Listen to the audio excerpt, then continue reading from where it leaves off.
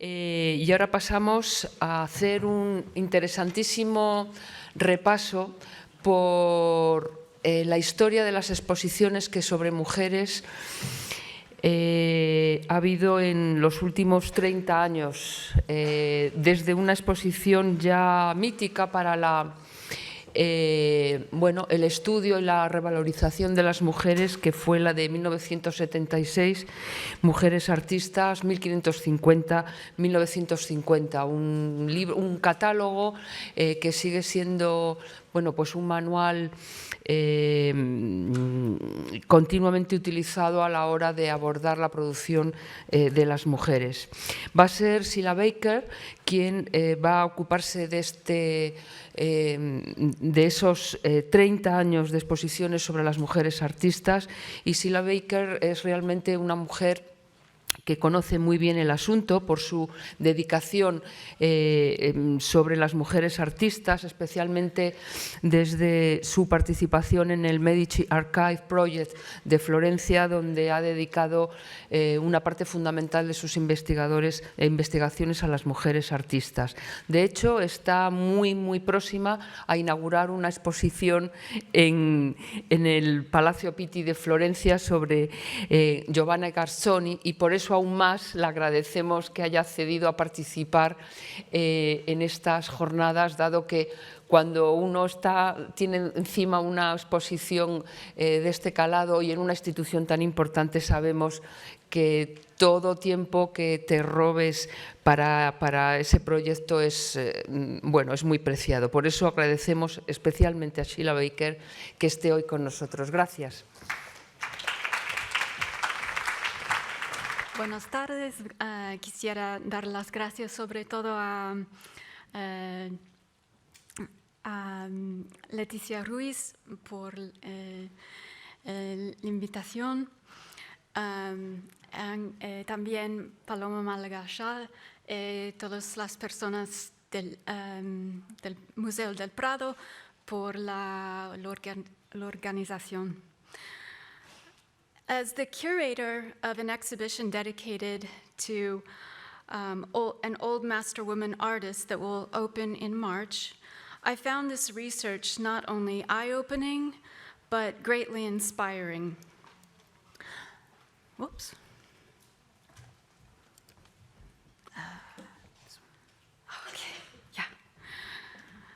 I wish I could review the entire roster of female Old Master exhibitions with you today, but with just 45 minutes, I must limit my talk to a few key points of interest.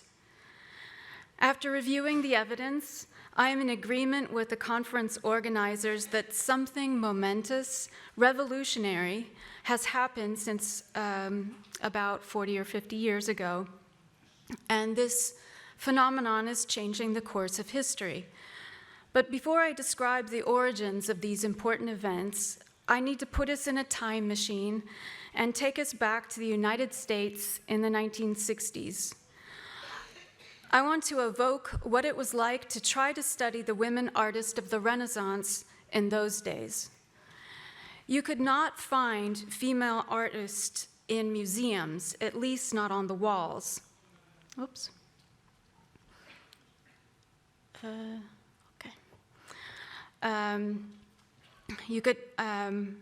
The Metropolitan Museum of Art kept its Artemisia Gentileschi painting of Esther and Ahasuerus in storage. If you took a college course on the Old Masters, you were given as your main source of images and information a giant and heavy book, Horst Janssen's History of Art. First published in 1962, it did not mention a single woman artist in its 570-page account of art from prehistoric times to the contemporary world.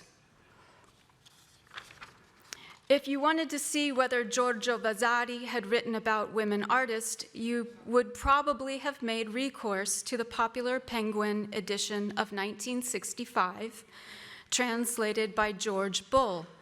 In that case, you would have concluded that Vasari did not know of any female artist. This is because, for convenience, Bull removed the lives of female artists from his translation, focusing instead on major artists. If you did happen to find a book with an illustration of an old master woman artist, the image invariably was black and white and of poor quality. The high-quality color plates in books were expensive, and so these images were reserved for the more prestigious artworks, which, almost by definition, were those made by male artists. Oh, this is the slide I meant to show earlier of the painting at the Metropolitan Museum of Art that was kept in storage. To obtain, they're in a scrambled order, okay. To obtain color images of female old masters, or to obtain a bibliography of books about them, your best hope is to go back into a time machine and race forward until you reach 1972. In that year, a grassroots association called the Women's Caucus for Art formed. Subscribing members received a newsletter which arrived by mail. In the section explaining subscription rates, that's here, there are notes about a handful of university art professors scattered across the country who are making personal didactic materials available to anyone who might write to them. All you needed to do was mail a letter with a little money and wait patiently. 2 weeks later, Professor Mary Garrard might have sent you a list of where to buy color slides of female old masterworks, or maybe Miss Lola Gelman would have sent you for $2 a copy of a book she wrote, Women's Studies in Art and Art History. In the early years of the 1970s, the Women's Caucus for Art was only one of many organizations mushrooming up across the country to help women artists and to promote the study of women's art. Just 2 years earlier, in 1970, a 33-year-old curator of modern art named Lucy Lippard started the brilliantly named Ad Hoc Community of Women Artists. Their modus operandi was not newsletters, but activism. They aimed at publicly shaming the galleries that programmatically excluded living women artists from representation. Above all, the Whitney Museum for systematically excluding women from the Whitney Annual. A related organization, Women in the Arts Foundation, formed in 1971 for the same reason. Within 2 years, they had organized a large show of contemporary women artists, 109 of them at the New York Cultural Center. It was called Women Choose Women. The achievement of the exhibition Women Choose Women was tinged with the bitterness of a Pyrrhic victory, because a separate space for women artists has always been a lesser one. There was already a long history in the United States and in other countries as well of women artists organizing their own exhibitions in response to exclusion from institutional academies and salons. But what is peculiar about the particular iteration in the 1970s is that advocates of women's art were beginning to adopt the tools of activism, from public protest to high-profile lawsuits. So, while the power structures that marginalized women were still in place, women in the art world were beginning to radicalize, just like the frustrated discontents in other sectors of American society. Amidst the organization of women artists into local militias poised to take on their cities' institutions in cultural battles, old master women artists appeared on the horizon. Their arrival, quiet, inconspicuous, and small scale, came in the form of the exhibition Old Mistresses, Women Artists of the Past, held at the Walters Art Gallery in 1971. Inspired by reading Linda Nochlund's landmark 1971 article, Why Have There Been No Great Women Artists?, two female curators, Anne Gabhart and Elizabeth Brown, drew up an exhibition that featured 35 artists drawn from the museum's own collections. So, while feminists were mounting a two-pronged strategy of founding independent feminist art spaces for exhibitions and performances, and mounting protest of exclusion by museums, in Baltimore, these two women curators had managed to reveal women artists' long-overlooked presence already inside a revered and imposing art museum.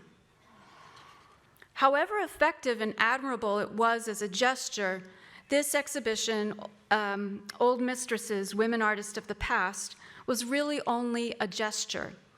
There wasn't an illustrated catalog, just an essay in the museum's journal followed by a checklist.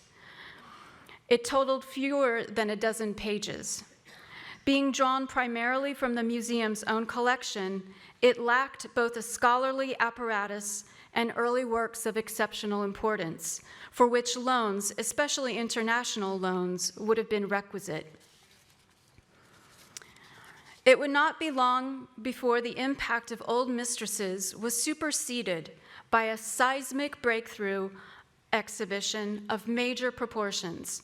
It would be the Apollo 11 of the world of female old masters, a moon landing. Curated by two superstars in the art historical firmament, Linda Nochlin and Anne Sutherland Harris, the exhibition Women Artists 1550 to 1950 opened in 1976, containing 150 works by 83 women artists. To give an idea of the caliber of these works, there were 6 large paintings by Artemisia Gentileschi, mostly brought from overseas. And in this photograph, you can recognize 2 Sofonisba paintings as well as an Artemisia in the back. And I think a still life by Fede Galizia.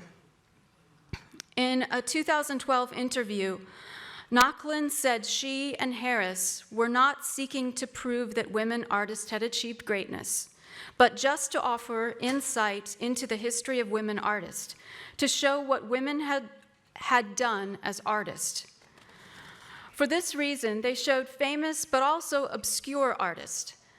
However, the word obscure shouldn't be equated with mediocre in this case, since Giovanna Garzoni was one of the obscure but nevertheless top-tier artists on view. To my mind, this was the first time Garzoni was on view in the United States, and I think that was true of many of the old master women artists in this show. When Women Artists 1550 to 1950 opened in LACMA, the Los Angeles County Museum of Art, it was a mediatic and financial success. More than 140,000 people saw it in 12 weeks. Then it continued to 3 other venues: the Campus Museum of the University of Texas at Austin, the Carnegie Institute in Pittsburgh, and the Brooklyn Museum. These other venues were not of the first order, but nevertheless, they were in important metropolitan centers, giving large publics the opportunity to see the traveling show. 5 years in the making, the catalog was a hefty, richly illustrated treasure trove of top-notch historical scholarship, whose utility long outlasted the fanfare of the show. In the catalog, the curators of the show had to explain their goals carefully, clearly, and convincingly, not only to neutralize their conservative and misogynist opponents, but also to reconcile their position with widely divergent feminist thinkers who often clashed on key points of ideology. The curators said the purpose of the exhibition was to show that women have participated significantly in Western art, and to establish that at the same time that there is no perceptible difference in style, subject, or technique between the male and the female artist. No mysterious essence of femininity. They were arguing against essentialism. The exhibitions, this account I've given you of the exhibition's success belies the fact that there was resistance to it from feminists, and it was born from controversy. Here's the contentious backstory to women artists in 1550, 1950. In certain critical ways, the exhibition Women Artists 1550 to 1950 was largely the result of now forgotten feminist activism of the Los Angeles Council of Women Artists. In 1970, let's see. In 1970, outraged at the minuscule wall space given over to women artists at the LACMA Museum and the total exclusion of contemporary women artists from important recent shows, LACWA's Women Artists, that's an organization, demanded that 50% of all artworks on display be by women. They protested tirelessly and took steps towards a lawsuit with the Civil Rights Commission, calling in a team of all-female ACLU lawyers. The issue gained local newspaper headlines when the LACWA Women's Artists Group wrote letters which were read on the Senate floor in California. Just when the talk seemed to have failed, the museum director of LACMA, Kenneth Donahue, an art historian specialized in the Italian Baroque, suggested that the museum could turn over a new leaf.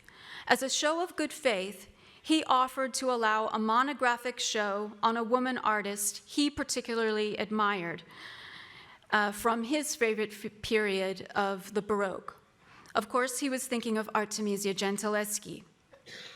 The offer somehow derailed threats of litigation, and to the great sadness of some of the women activists, the LACMA Art Museum adroitly sidestepped the LACWA women artists' radical demands for parity for women artists. The idea of an Artemisia show then morphed into something grander, following upon a dinner conversation that LACMA Art Museum director Kenneth Donahue shared with another Baroque art historian, Anne Sutherland Harris. Thanks to Harris's collegial recommendations, director Kenneth Donahue substituted the idea of a focus show on Artemisia in favor of an exhibition covering a large swathe of time and space and 83 different women artists over 4 centuries. He put Harris in charge, and she called Linda Nochlin to help her with the modern material. The clear conclusion from this behind-the-scenes history is that the history-changing Los Angeles exhibition of Old Master women artists would have never happened without the activism of contemporary women artists. For some of the original activists in Los Angeles's raw and pullulating feminist art movement, the exhibition Women Artists 1550 to 1950 was just tokenism, a disheartening compromise with the power structure that had robbed them of the possibility of obtaining their bolder aims. This sentiment is understandable. But what comes as a surprise, perhaps, is that both the activist and Anne Sutherland Harris alike spurned the initial idea of a focus show on Artemisia Gentileschi. There were at least 2 reasons that the first solo Artemisia exhibition did not happen in Los Angeles in 1976. This honor instead went to Florence, Italy in 1991, 2 decades after the LACMA's director had proposed the option. The first reason is this. For many feminists of that period, the problem with Artemisia was that conservatives like Kenneth Donahue liked her art. As a widely respected old master, Artemisia fit in all too well with the masculinist patriarchy's narrowly defined category of great art, and she wasn't radical enough for some feminists. In their view, a celebration of Artemisia's art did not call into question the paradigms by which most women artists had been excluded from the conversation. Making things all the more freighted with contemporary values, the issue of Artemisia's Old Master style diverged from the efforts of some women artists and feminist critics of the 1970s to define the style of women's art against the style of men's, and to define male versus female aesthetics. To valorize femininity, some feminists of the 1970s felt that women artists should cease emulating men's art to make a different kind of art that proudly confirmed the essentialism of the sexes. The growing popularity of exhibitions of textile art, and especially quilts, and this is one of the, and especially quilts, apart from the intrinsic beauty and craft of the objects, is partially explained by the simultaneous ideological appeal of these media to both conservatives and to some feminists like Radka Donnell. And one of the signs of the museumization of quilts was the exhibition held in 1971 at the Whitney, Abstract Design in American Quilts. The second reason that a focus show on Artemisia was not considered the best route by Harris and other feminists at the time was that it was a solo act. If the exhibition showcased just one female artist who was already somewhat known, this might reinforce the oblivion that kept most women artists hidden from sight. Women artists who were arguably just as interesting and culturally valid. A show with large numbers of women artists, all grouped around Artemisia Gentileschi, could demonstrate that she was not an exception that proved the rule, but rather one of the brighter lights in a long history of women's artistic creativity as a normative trait of the fairer sex. Or to restate it in a non-essentialist terminology, a demonstration that women's artistic creativity could be seen to be a cultural constant across many civilizations.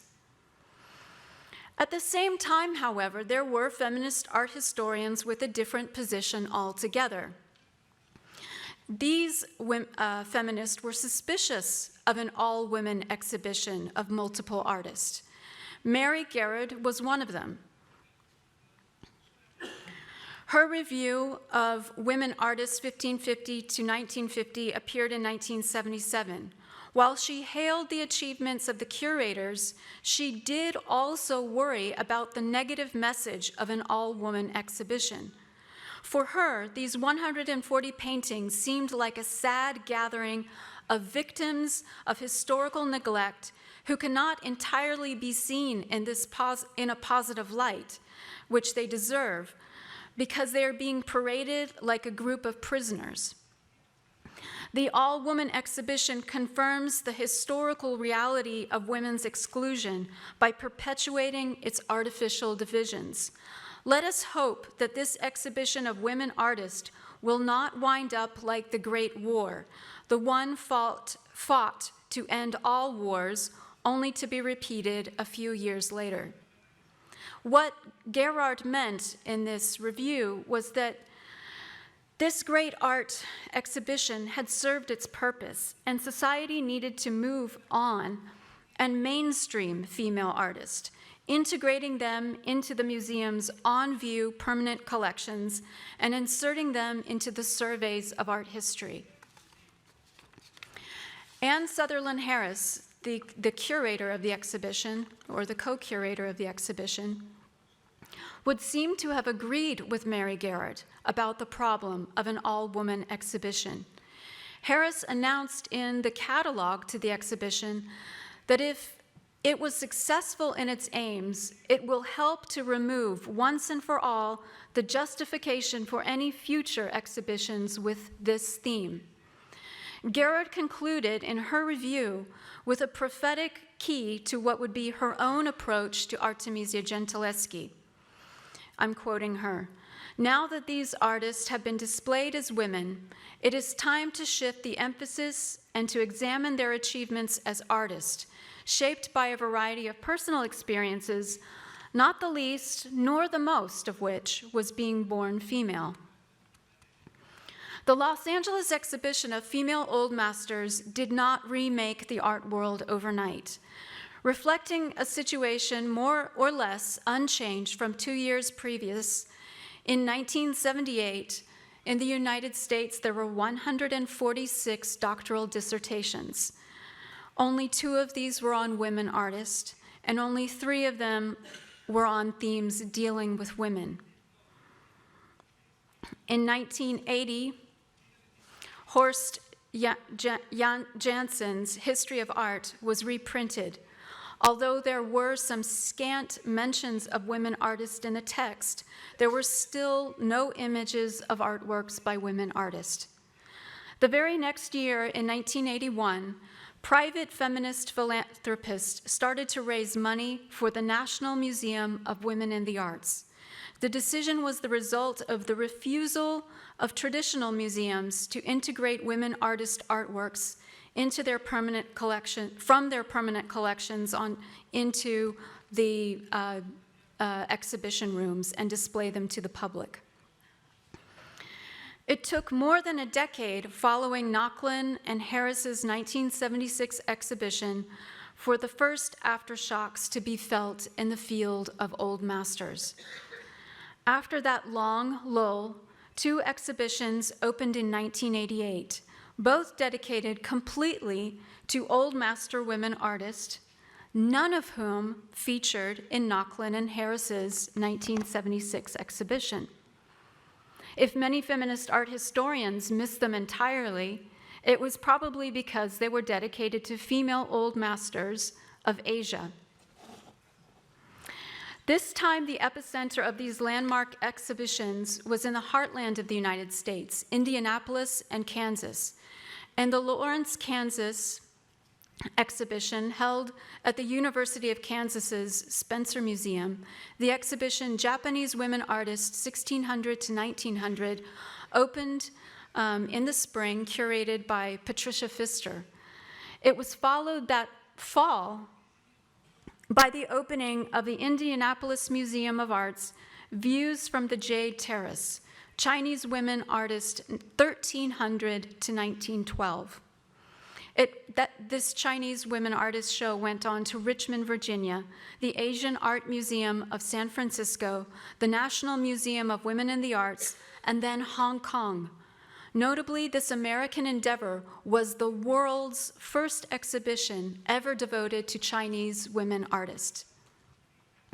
Both catalogs attended to the social history of women as well as to traditional connoisseurship, with Pfister arguing against the theory of an inherent feminine style.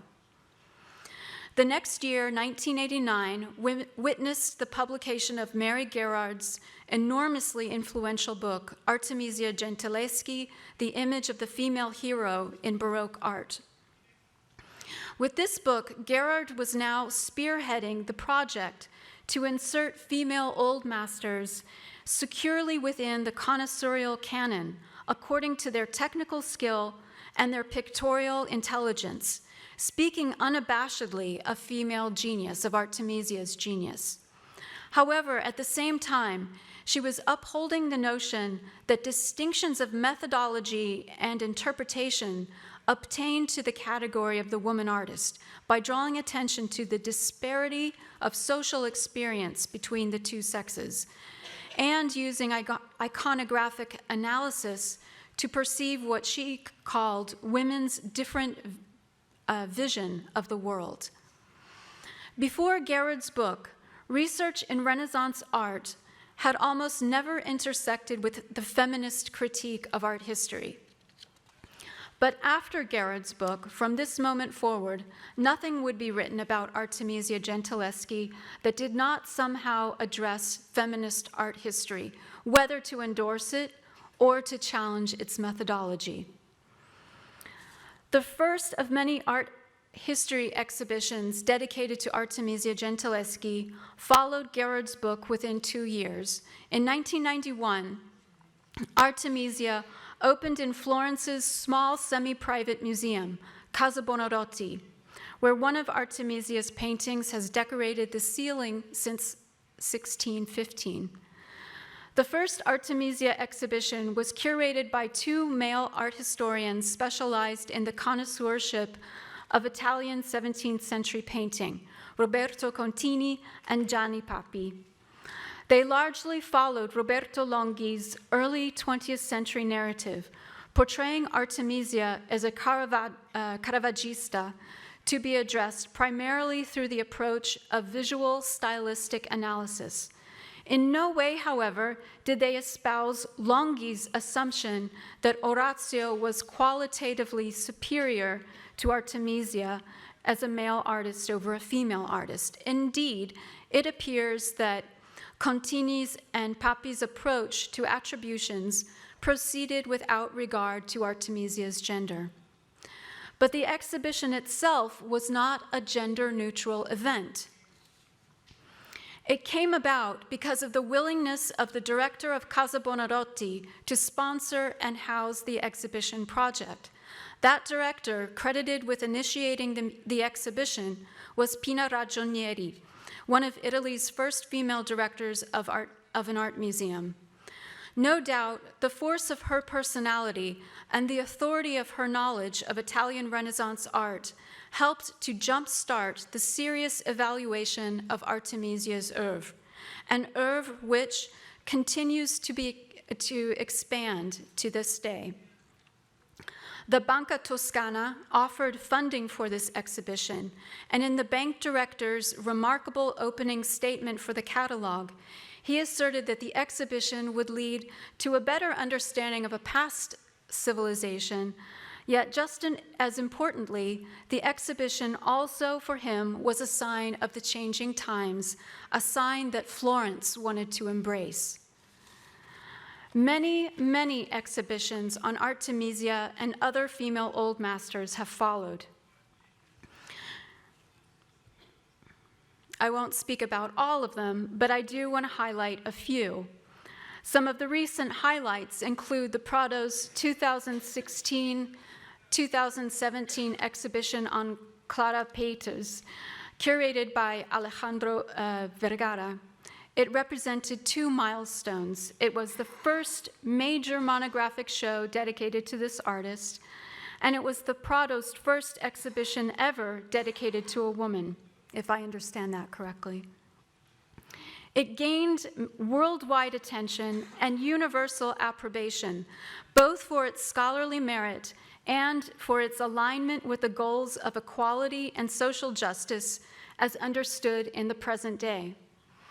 Another very important show was the Uffizi's first focus exhibition dedicated to a female old master, which opened in 2017, just as the Clara Peters show closed.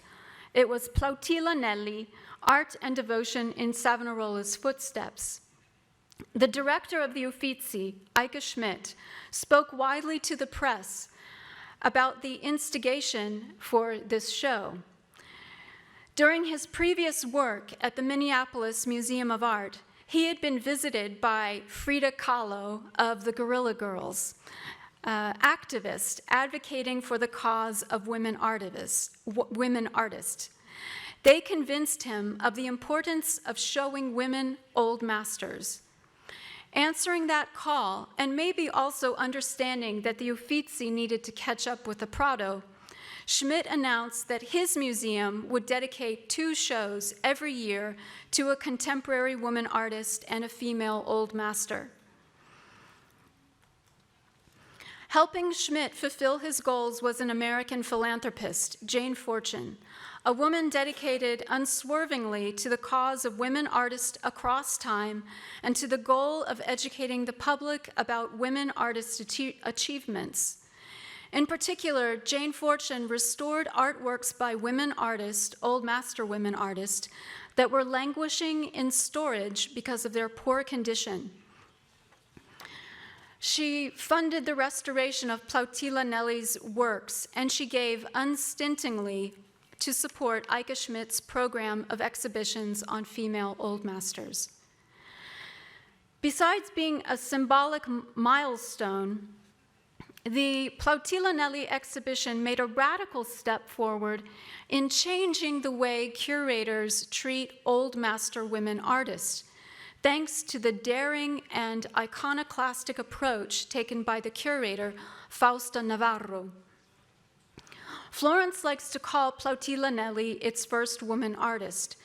She was a 16th century convent artist who emulated the works of Fra Bartolomeo and who won praises from Vasari, who also noted that she could have done even greater things if she had had the same opportunities as male artists. Rather than taking the connoisseurial approach with comparisons to other old masters, the splashy, mediatic approach of gathering Plautilla's altarpieces, or even the basic monographic approach, Navarro instead enveloped Plautilla in religious history and social history. Rather than heroicizing her protagonist alone, she installed a few of Plautilla's works among an assembly of works that were not ever intended for museums. These were collective textile works made by anonymous convent artists. Painted copies after other painted copies, works consisting of humble papier-mâché flowers, a devotional seal made with needle, paper, and blood, some small religious images that were so rustically painted that one didn't know whether to call them squalid or humble. In its exquisite, unadulterated weirdness, this small exhibition was a quiet revolution, a total rejection of all the aesthetic values of the sanitized art history in Janssen's survey book on art. It was totally uninterested in competing with the Uffizi's paintings by Michelangelo, Raphael, Bronzino, and Caravaggio with their glossy surfaces and erotic flesh. It did not pander to the public, and therefore it did not make Plautilla a household name. On a personal note, I wish that it had been accompanied by some museum gift shop items. That's a joke because it really did not seek to commercialize this artist or to make her more attractive to the public, but it did explain who she was and what she achieved. If we think back to the 1976 exhibition, Women Artists 1550 to 1950, we will find that Anne Sutherland Harris's discussion of Sophonisba Anguissola is typical of first-wave feminism in framing the artist in terms of her celebrity, novelty, and exceptionalness, a framework that Griselda Pollock implicated and criticized in her 1983 article, Women, Art, and Ideology, Questions for Feminist Art Historians. That same danger was again identified as recently as 2016 by feminist art historian Ruth Iskin in her reflections on the practices of exhibiting women artists' work. According to Iskin, we risk neutralizing the power of women's art when we institutionalize it, by which she means focusing solely on connoisseurship and avoiding the issue of gender. The Plautilla Nelly exhibition and Navarro's radical curatorial approach to the focus art exhibition of a female old master seems to be one possible way out of this impasse. A Tale of Two Women Painters, Sofonis Banguisola, Lavinia Fontana, represents another creative solution to the impasse. The highly original installation of the exhibition introduces the protagonist in the context of a world in which gifted women gave further affirmation to women's emergent sense of their own history. This is done through their conscious self-fashioning on the basis of self-portraits by other women. From this portentous, gender-sensitive beginning, the layout of the artworks in this exhibition continues in sections that are alternately devoted to one artist or the other. This suggests that there are both connections and differences in the way each of the two artists pursued her path. The proximity of their paintings invites us to compare and contrast their artistic output in relation to the myriad biographical and social factors that distinguished them, or, as the case might have been, bound them together. The artworks on display are not merely illustrations to a double biography. They draw us into the imagination of the artist, or they draw us into the collective symbolic imaginary of her society. They are relics of a particular artist's handiwork, but they also partake in the shared techniques common to a workshop, a region, or the craft itself. Some are attributional conundrums, but all are material relics that have been subjected to alterations over time and a continued chemical battle with their environment, which is my way of making reference to the important restorations and conservation efforts that this show has carried out. In A Tale of Two Women Painters, this freedom to interpret the trajectory of the exhibition in multiple ways is possible precisely because of the magisterial historiographic research that lies behind it and which emerges so elegantly from the essays in the catalog. As I have demonstrated in this talk, art criticism and art history from a feminist perspective are relatively recent phenomena. They are about as old as I am. These discourses have been evolving, and they must continue to evolve. But precisely because we feel we've only started down this path, our era, our society, needs intelligent, challenging, and beautiful exhibitions of female old masters to remind us that women have long wished to have a sense of their own history. Thank you.